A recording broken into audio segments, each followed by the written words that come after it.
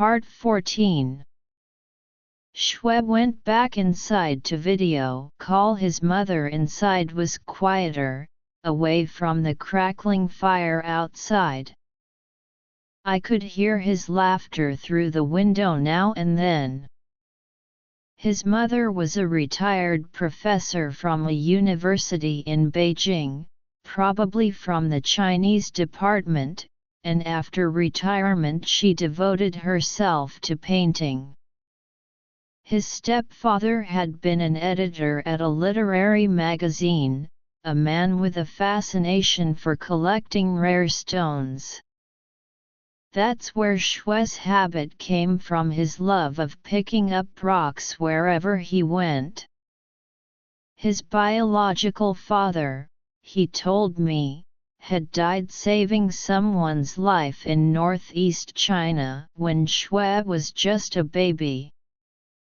When he came back out to the fire, his face was glowing with happiness. He told me that his family had moved because their old apartment building had been demolished. They'd received 9 million yuan in compensation and bought a new place right next to the Bird's Nest Stadium in Beijing. I was stunned. 9 million, that was a fortune. For a moment, I couldn't help wondering if maybe, just maybe, I could somehow benefit from this connection. But I soon realized that money meant nothing to him. Shui genuinely treated wealth like dirt. He was the only person I'd ever met who really lived that way. As his self-declared little brother, I couldn't afford to act petty either. That night, he was in an exceptionally good mood. After all those years, he had finally reconnected with his family, his mother, his stepfather, and even his younger sister, A Lang, whom he jokingly called the one who can't stand me. Despite his teasing, you could tell he still loved her deeply. The next morning, we went back to work at the junkyard, and soon another week flew by. When our next day off finally arrived, it came at a steep price. Winter in Denver can be brutal: high altitude, heavy snow, icy roads. It's the reason Colorado is famous for skiing. But where we lived was so remote that there was no public snow plowing at all. One evening after work, as we were driving the old red pickup home, the truck suddenly skidded on the icy road.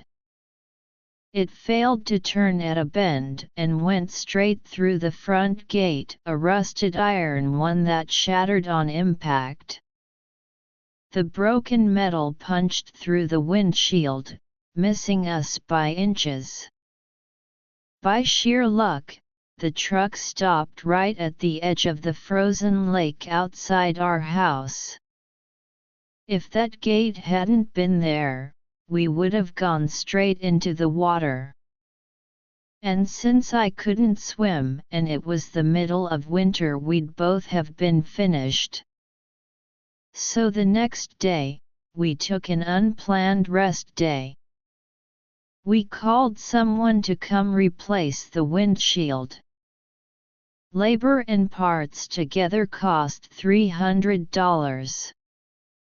I remember that number vividly. It stuck in my mind because in the years that followed, I had to replace several more windshields, and every time, no matter the car or model, junkyard replacements always cost exactly that much.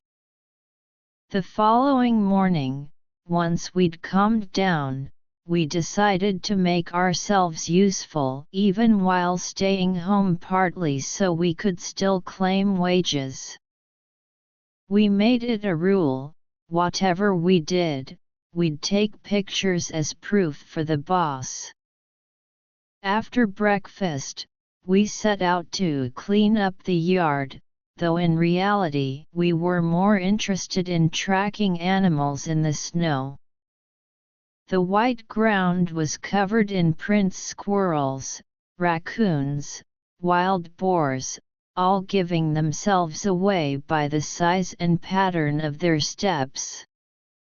Rabbit tracks were the easiest to spot, 3 round holes in a line, because their hind legs hit the ground together, leaving one mark where others left 2.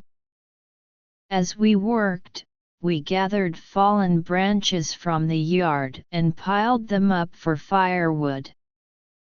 That's how we spent that day, half labor, half play. 2 worn-out men in the Colorado wilderness, reading the stories left behind in the snow.